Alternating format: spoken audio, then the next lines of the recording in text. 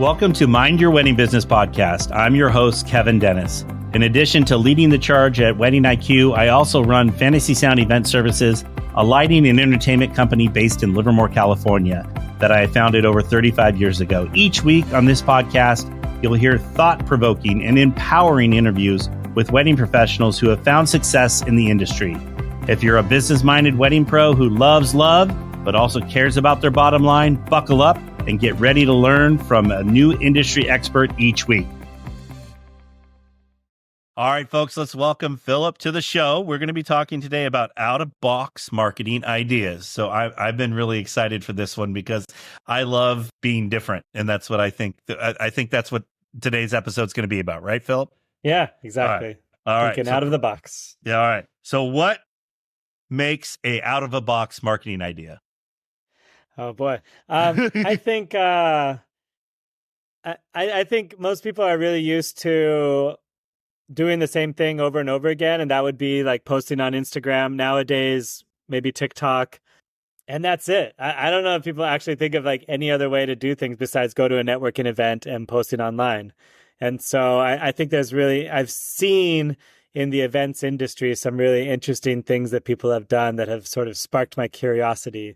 And I would say anything out of the box is basically beyond just going to a networking event, having lunch with a vendor, and posting on Instagram. Anything outside of that box is out of the box. Which are all good things to do, but I think we need to do more, right? To be different and be seen. I mean, I don't know if we need to, but it's good. It's noticeable. I mean, anytime that anyone is doing something that is different, it sets you apart. It allows you to be remembered. You get a little bit of an edge against everyone else who's doing the bare minimum. And if you're competitive, then that's a good way to win. Perfect. So what are some out-of-the-box marketing ideas? Oh, gosh, we're just starting right away. Yeah. Yes. Okay.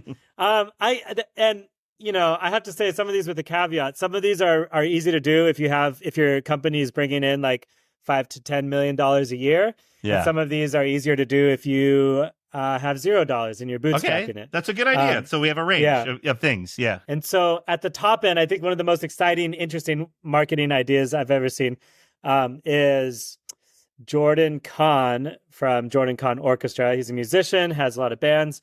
He was trying to get into the New York market a lot and ended up getting an apartment, like a really nice apartment in Manhattan, and for himself to use when he was in town and his team or whatever. But anytime it's not being used, he's basically giving it away for free to different planners who are passing through town. So Jordan Kahn has what is now a penthouse on like the 48th floor of this building. You have views of the Empire State Building outside the bathroom. You've got 3 bedrooms. It's like a really, really nice suite. And anytime that he has a friend or a vendor that he knows who's coming through New York, he'll say, "Hey, do you have a hotel?" And if they say no, then he's like, "Stay at my place. Like, talk to my girl Abby. She'll book you up. It's like a free hotel." They get to live sort of like a New York baller. And every single person that stays at Jordan Kahn's penthouse is tagging it. And also only thinking of him the next time they are ready to book a band. It's like the ultimate favor giver, you know? I've yet to stay at the penthouse, but that is an amazing. But you've heard of that, right? Or... I've heard of the penthouse. I was very fortunate to have Jordan perform at my wife's 40th birthday last year. Yeah, and I've always she is a huge Jordan Kahn fan, and anyway, but I think we all can learn how. I mean, he's marketed himself in so many out of the box different ways. Yeah. I mean, he probably could. I have a few examples from him, but that's the number one that's most interesting. Well, yeah, it's a big investment. Huge investment. The apartment costs. I'm not going to say exact number, but it's got to be. I'll say it's around $10,000 to $15,000 a month. Yeah, probably on the higher end of that. Yeah. But if he books one band a month from the 30 different, 20 different guests that come through, he's golden. Yeah. He's made his money back and then some. And it's paid for himself, and it's a write-off, So all of that stuff is like, it's just gold. It's and all these, people that stay there are they're marketing for him, and it continues. It goes on and on. And to be really clear, like, he's not expecting anything. Like, he does this very much with like an open hand. Yeah. So that's a good one. I know my friend Vidhi Datani. She is a graphic designer slash invitations stationery specialist here in New York.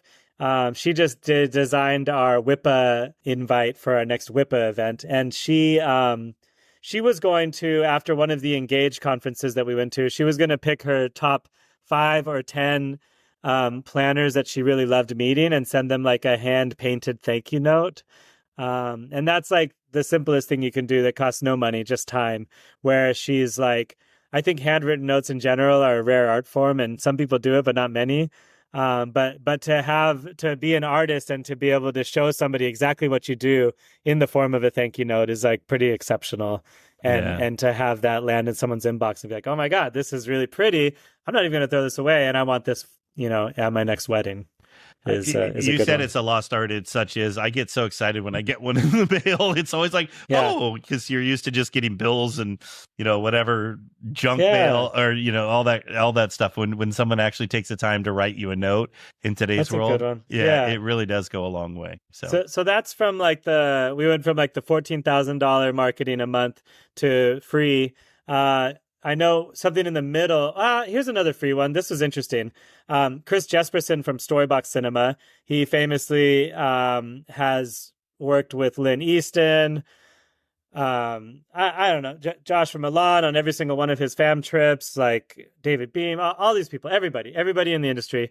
And he, after he went and filmed one of the Engage Sardinia about 5 years ago, he reached out to every single notable planner that he could think of, and he told them, I'm happy to do one free wedding for you next year. And wow.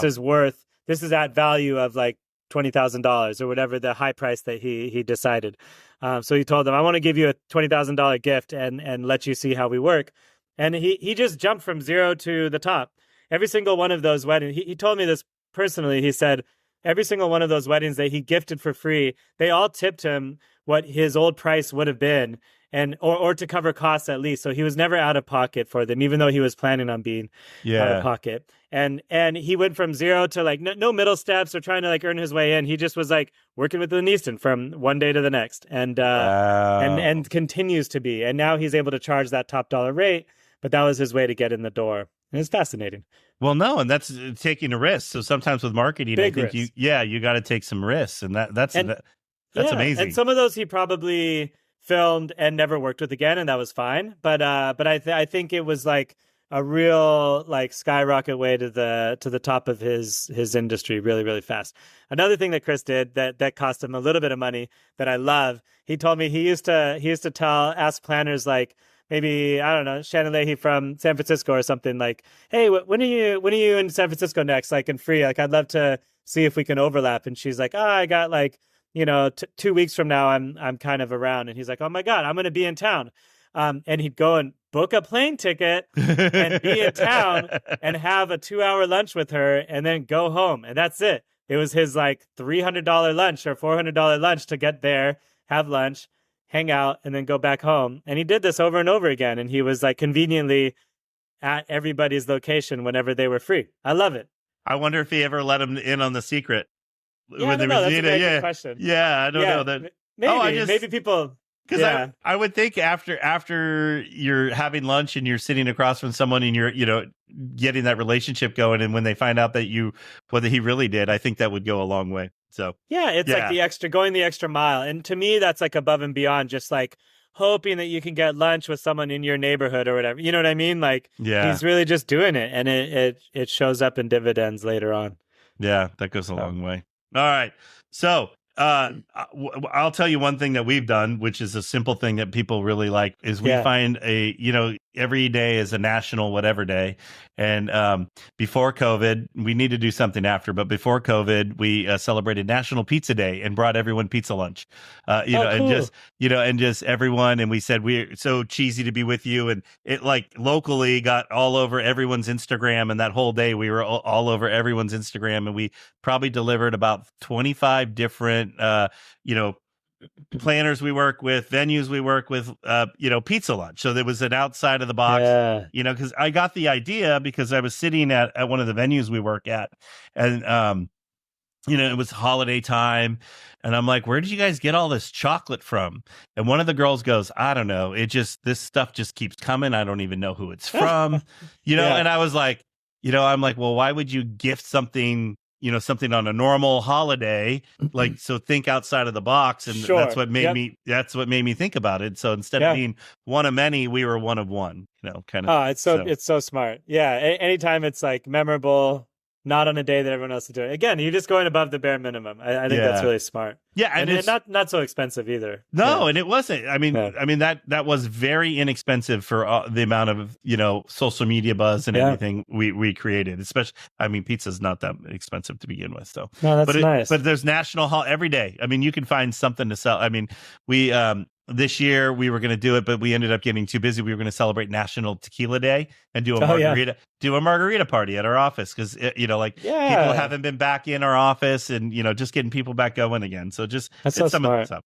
So what are some of your favorites? We talked about some, but and I guess the through line that I want to say, you kind of mentioned something right at the end there. You said getting people into the office.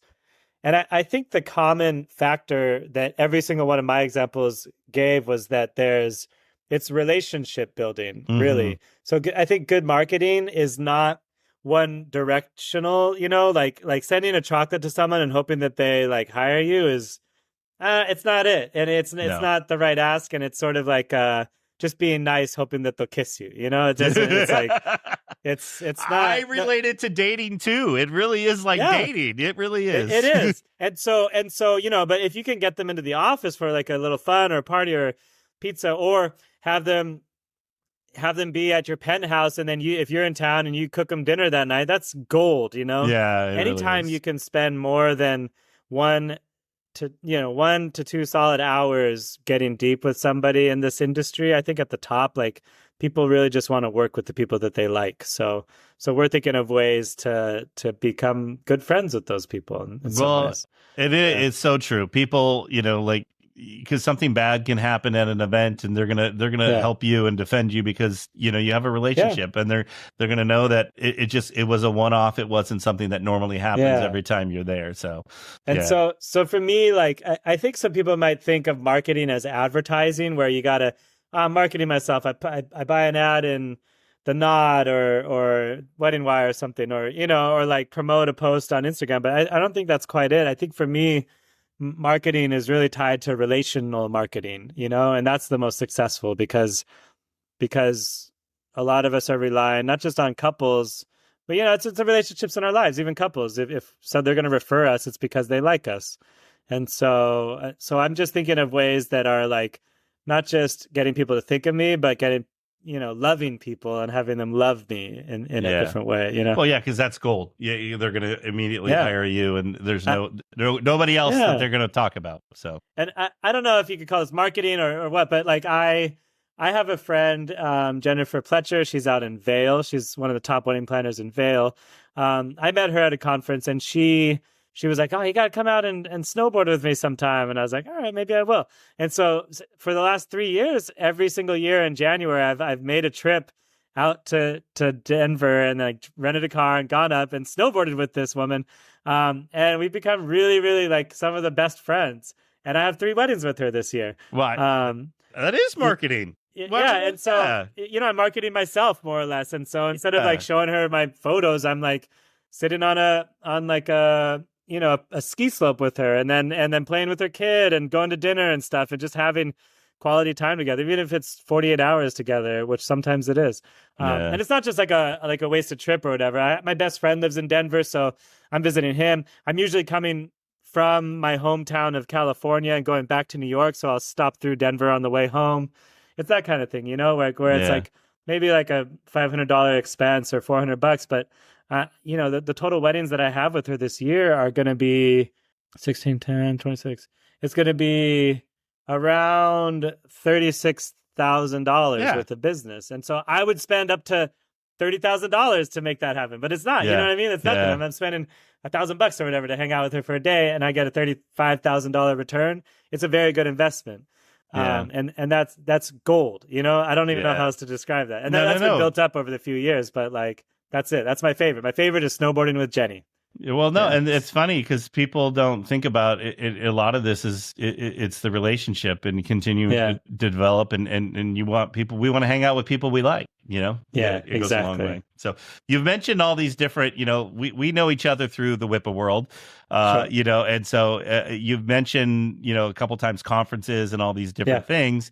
Do you feel like conferences and belonging to a group like Whippa or ILEA or NACE or any of these is that where you start the relationships? Or where do you think? Yeah, I think if you just sign up to become a member of one of these organizations and only go to the events and then go home, I think you're missing it a little bit. I think the further step is not to send them a box of chocolates, but to like with any one person that you connect with, take them to lunch the next day, and then continue that like relational marketing experience where you show up, and then you do it again next month, and then you say, "When's your birthday? You got a kid or something? Like let me photograph your kid's birthday for free, or let me do something for you, like for your team. Let me do headshots for your team, or if you're a DJ, maybe let me create a playlist for your team, like on your next vacation or whatever." So you're giving. Jordan Kahn is giving his apartment. Chris Jesperson gave the free videos. I'm giving a lot of photography away for free. It goes a long way. Yeah, it goes. One, you get to, because a lot of us, we get to see you do your work, but we don't get to experience the, like if you came and, shot me and my family, it's a whole different level of the relationship. Like you totally. get to, and if I did do that and did it for free, you would love it. But we would also go to dinner afterwards because 100%. Well, of course. And then we'd really get to know each other and we'd share and it's beautiful, So that's like, I don't even know if I could call that marketing, but it's that like selling yourself a little bit, No. And which is, it's your marketing. Yeah. I mean, it's anything we do to put ourselves out there. I think of as marketing. So and ultimately, I'm hoping to show my work, not just my photos, but actually how I work. So the goal is to like do a favor. The first time I worked with Jenny, that lady out in Vail, like I significantly discounted the first wedding because she had a client that she thought would be good for me. Their budget wasn't what I normally would charge, so I think I discounted $4,000 or $5,000 or something to do it, but it got me in the door so that I could say that I've worked with her, so she could tell clients I've worked with her, that I've been to Vail, blah, blah, blah. So there's like, I do want to say, and this is sort of tangential, but like there's lots of different kinds of value when we're getting our gigs, and money is just 1/3 of them. But portfolio building is extremely valuable, and relationship building is also almost as valuable. And so if I could build a relationship but not making that much money, that's a huge win still. I agree. And I was thinking about, you were saying portfolio. I was thinking about that for the gentleman that gave away all the, the wedding videos. Yeah. Because I was like, he's developing his portfolio all over the place. And building his resume. I mean, those are kick-ass gigs for sure. And so, not only did he build the relationship, but he also built the portfolio at the same time. So he just missed the money part, but he was 2 out of 3 for that. But you got to start somewhere. So. And then the money came later, and he didn't need the portfolio as much, but he's making the job. So it's all, it's really smart. No, I agree. So one thing you just said earlier, and I was going to ask you, but we might as well stop and ask. I didn't know you were from California. What part of California are you from? I'm Santa Barbara, born and raised. Oh, wow! Yeah. I love Santa Barbara. It's such a beautiful place. So and then now you're in New York. So anyway, yep.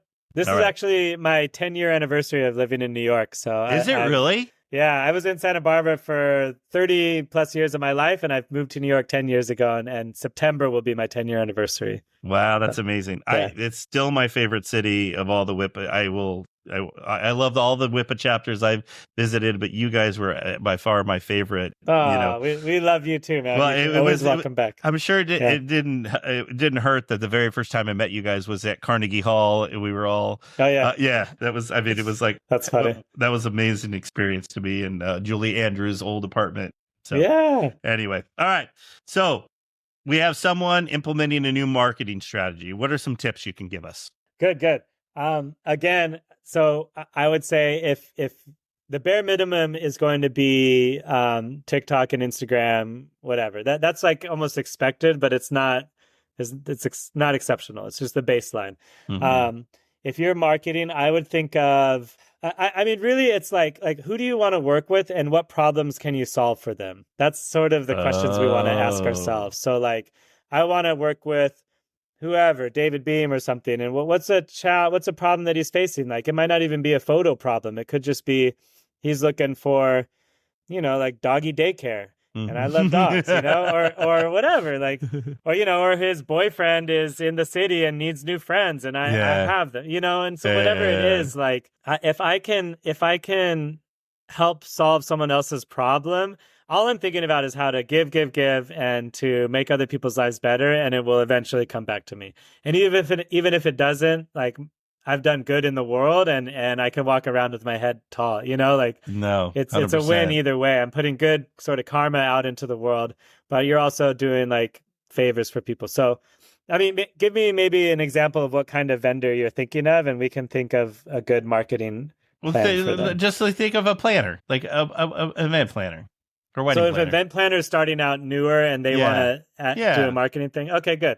So if I was an event planner in San Francisco, maybe, I would start checking out all these, like, any boutique hotels that have like maybe new or up and coming events programs, and ask to like view the hotel, do a little tour or whatever, meet the events person, and then say, hey, what are you trying to do this year that you think would be fun, that would really like put this hotel on the map? Whatever that person says, say, I want to help you plan that, and I'd love to donate my time and services, and create something together, and we could do something really good. And the hotel bring your favorite vendors that you want to invite or whatever, or I'll try to invite somebody, and then the two of you create something really special, like a holiday party for planners in town, or maybe you want to host the WIPA chapter, whatever it is. But plant that seed and help the hotel execute it, and make it amazing.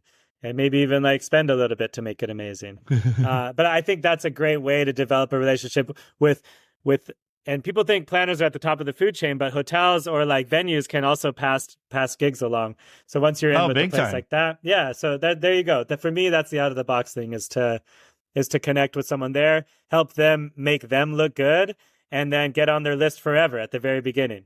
Yeah. And I think people forget, is like, once you're on one of these venues lists, it's like gold, but it's not given, like you're only as good as your last event, or last wedding. So you got to continue to, give and develop. And just because I've seen it go wrong, where I've seen, like a rental company get on one of the venues that we work at's a list, and then all of a sudden they just stop, their on-time delivery was, got a little bit, the window got a little bigger, and it just, because they achieved it doesn't mean that you get to keep it, I guess. No. You can't just be all shine. Sorry. I guess that's sort of a basic assumption here, is that like, once you get your foot in the door, you deliver the goods, and that's what we're expecting. There's no slacking off. Nothing drives me more crazy than hearing about people in this industry who come in strong and hot, and like schmooze their way into like a lot of people's lives and events. But like, and then I hear later that they were miserable to work with. They didn't deliver. They were too slow, whatever it was. Yeah. That drives me crazy, because they got that, like, the shine part down, but the like after part is lacking. Well, it's the most important part. I mean, we gotta, it's hard to start, and it's hard to put yourself out there, and it's hard to, like you said, to shine and do all that stuff. But, we should at least be good at our art, like whatever your art is, totally. And you got to be good at that part. That's like you said, it's a given, but it's not. That's the part that I think. But you're right. So if you're new in any industry, even new in a town, you want to figure out like who the big players are, see how you can help them, make their lives better. That's it, like, it's for that. So the venue example is a great one. And not everybody has room for like new people in their lives. No. I've tried hard with like a few planners, and after like 8 tries, I was like, all right, I guess they don't really care. They don't need me, and that's fine. But it wasn't, I always say, when one door closes, another one opens. My aunt was big with that with me, and I would see that, because as long as you made, small touches here, small touches there, something may change in their lives, because, I've been a big believer. It takes sometimes 2 to 3 years to get, to really develop that relationship, really get it strong. that you may not get anything back from it, but you have to continue to give. And that's where I think you're so right. Yeah. I do think the long game is something that not enough people appreciate. And like, really, like, you're right. 2 to 3 years, totally, to book at least a gig. That's the same thing with Jennifer and Vale. Like, it was at least 2 years before I booked. But I think the other thing to think about too is, like, a lot of people kind of want to aim for the top, like the people who are, I don't know, on the best of lists or speaking on stage at places. But I think it's important to recognize that there's a lot of, like, people who are kind of going to be on the top in the next 5 to 10 years, and to recognize who's doing really quality work in your area, but aren't necessarily, like, too hard to reach, you know? And so those are the people you want to align yourselves with now. You can both grow up together, and you'll both be killing it in the next 5 to 10 years. That's a very long perspective as well. Yeah, no, it is. It's a major long game. And I think that's what people really forget, because, well, even like if we think about the WIPA side of it, you know, like people, I joined a membership, I should get information back, or, you know, I should get a gig. No, it doesn't work that way. Or I went to a meeting and I passed out all my business cards. Well, did you talk to these people? Did you develop a relationship? No. You know, like,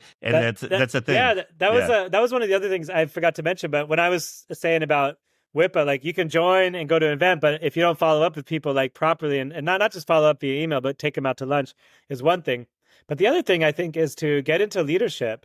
And so not like, it took me 2 years. Like, after the second year, I was like, oh, I should be on the board of WIPA, because I don't know, there's just more access there. There's like more people. You're connected to, like, the people who are in charge. And so now I happen to be president of New York because I just hung out long enough. It's been 5 years of doing that.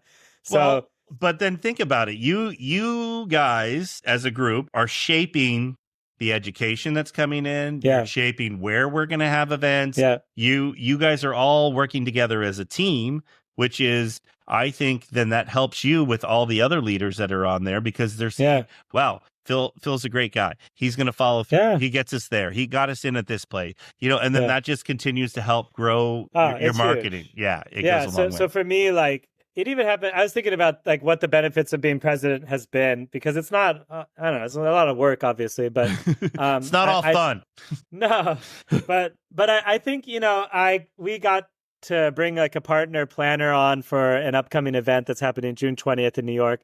And because we've been working back and forth with this lady, she just sent me a wedding for next year, potentially. Like, she passed one my way. I don't know if I'm going to book it, but I was like, oh, she never would have really, like, thought of me if I hadn't been in this position to, like, let her show off herself, you know, for our event. And now, like, I'm on top of mind, which is also, like, kind of what you want with marketing, is to stay top of mind. And now I'm getting inquiries through her, which is cool. And from other board members on the board, which is exactly what I hoped would happen. It's like just staying top of mind, seeing these people, like, throughout the year, and just kind of being the photographer that's, like, around them has been beneficial. But it also, I've been a grizzly veteran, and I'm old enough now where I've actually seen it go wrong too. So just because you are on the board, and you also need to, like, return emails. You need to follow up. It's you don't just get your foot in the door, you got to deliver. 100%. So I've seen it to where people are like, I always thought, you know, Susie, the planner, always had her stuff together, but wow, she is a shit show. And you're absolutely right. Yeah, I'm kind of glad I don't work with her, because I'm getting to experience her from a different point of view. So it's also beneficial, like when you say to get in the leadership, but you also, you know, don't sign up to be the membership director if you're not really good about being in front of people and selling. And, you know, don't be the social media, you know, don't do communications if you don't know how to, you're not very good at Instagram and, you know, all that stuff. So, you know, figure out what you're good at, be there and shine, because it's going to, you know, and like you said, it took you 5 years, and look, you're on top of the WIPA world in New York, which is the pinnacle of the WIPA world. So, and that's allowed me to network with other presidents and other chapters, which is really what I wanted, you know, like, I don't love to be president, but I love to know the people that like opens doors for. So and I know it's also led to speaking jobs for you, you know, also other chapters, so it's like a whole, and that's also marketing, I guess. You're right, and getting out there. So it continues, you know. It's you never know where that next opportunity is going to come from. So you're right. Anyway. All right. So we've kind of talked about all these crazy, out of the box ideas. Anything you may want to leave us with, or? Yeah, there's a few others. Okay. I was thinking of, here's a fun Jordan Kahn one. Okay. He got like, he loves to cook and stuff. And so he's a good cook. I know, he got this portable barbecue thing that you could take on an airplane. You're kidding It's like me. a portable grill that's like the size of a backpack or whatever, and you can like fit it on an overhead for an airplane, whatever.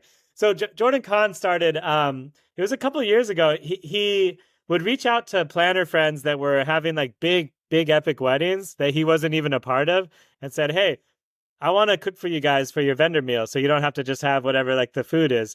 And so he'd show up and cook them this like gourmet, like he'd get steak and the whole thing, and he'd be on the side like just cooking for these guys outside, and then they'd have this like kick-ass meal that he just gifted them. It's beautiful, Wow, that's way out of the box. Oh, way out of the box. I loved that one. Here's another interesting one. Brian Buonasisi, DJ Brian B. I remember early days when him and I were both going to Engage Summits, which is Luxury Weddings Conference. And we kept thinking like, man, how can you get in there? But like Josh from Milan kind of has a monopoly on like entertainment, and he doesn't really allow other outsiders to come in. And we kept thinking of things. And finally, I remember after a couple of years of this, Brian being like, oh, you know what? Like they don't have an MC to introduce people on stage. It's just the two ladies like going up and be like, okay, next up, Colin Cowie, or here's like Brian, whatever. And so he pitched them. He said, hey, I'd love to just be the guy who's like the voice that introduces people on stage. I'll ask them what kind of music they want to be led into. It'll be like great. And he totally added value. He solved a problem for them that they didn't even realize they had really. And he made it super clean and professional. And he got into Engage that way for free. And then for like many multiple engages, probably I'm guessing 6 to 10 by now, he's been able to do this with, and so he doesn't have to pay. He just gets free entry, and he gets to do the emceeing thing, and he does the thing, and it ultimately led to him DJing parties at Engage or after party, all kinds of stuff. And it showcases himself. And showcases himself. Yeah. And when he's like introducing people on stage, every single person on stage interacts with him because he's emailing them being like, hey, you're going to go up. What kind of music can I get you on stage for? Yeah. And like, you know what I mean? And he gets to interact with them a little bit. So there's this, he just like, he did a really smart thing by offering something for free, by giving, and by solving a problem. And then he inserted himself right at the top, which is beautiful. That is actually that's an amazing story. So, yeah. So thinking of ways like that you can solve someone else's problem puts you into their lives in a really beautiful way, I think.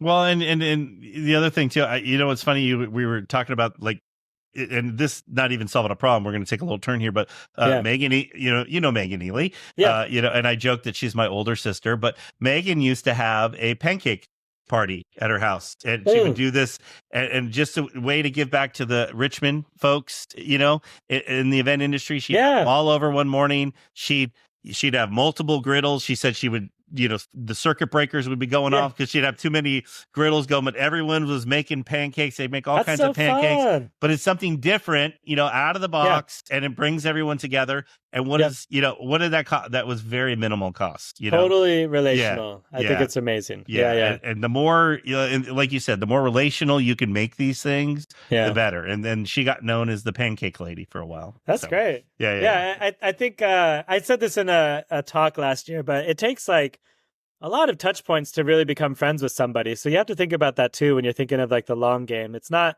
one lunch and people are hiring you for their wedding, it's like 7 to 8 touch points before someone really considers you their friend.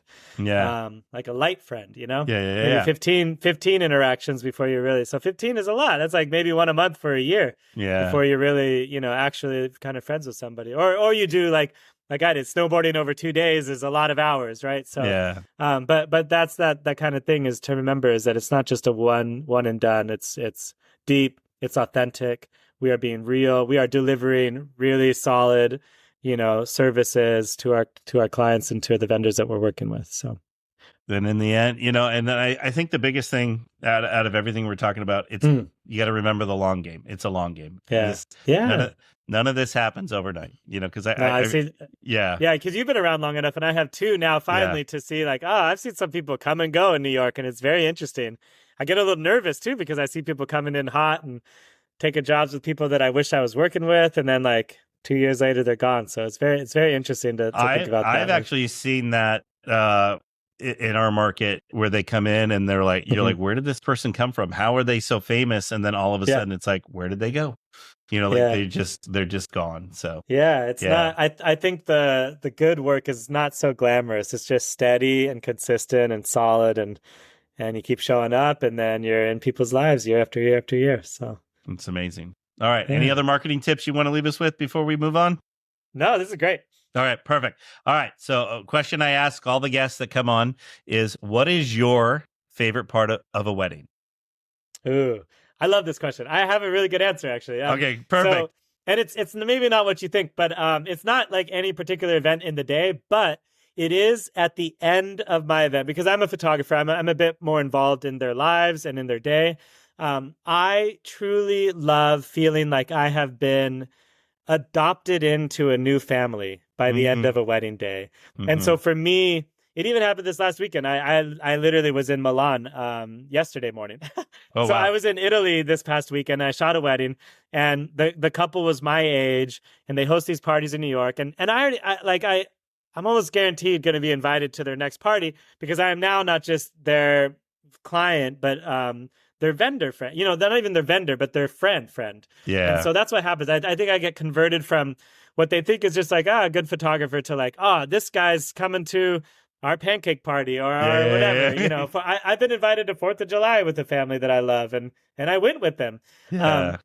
And I think that's something about being adopted in to a greater family. Like, I really love, and my family is great too, but I think I want to have lots of families out there, No, and I don't think there's anything wrong with that at all. I always joke with the couples when we're kind of in the planning phases with them. I'm like, and I tell, the bride, I'm like, you're going to spend more time on your wedding day with your photographer than you are your husband, so you really got to make sure you like this person. And that's what and that's where because I've seen it go wrong so many times, but when it's right, like what you're talking about, they're part of the family. The aunts are joking with them, and everyone knows. Yep. Dad. Yep. We couldn't.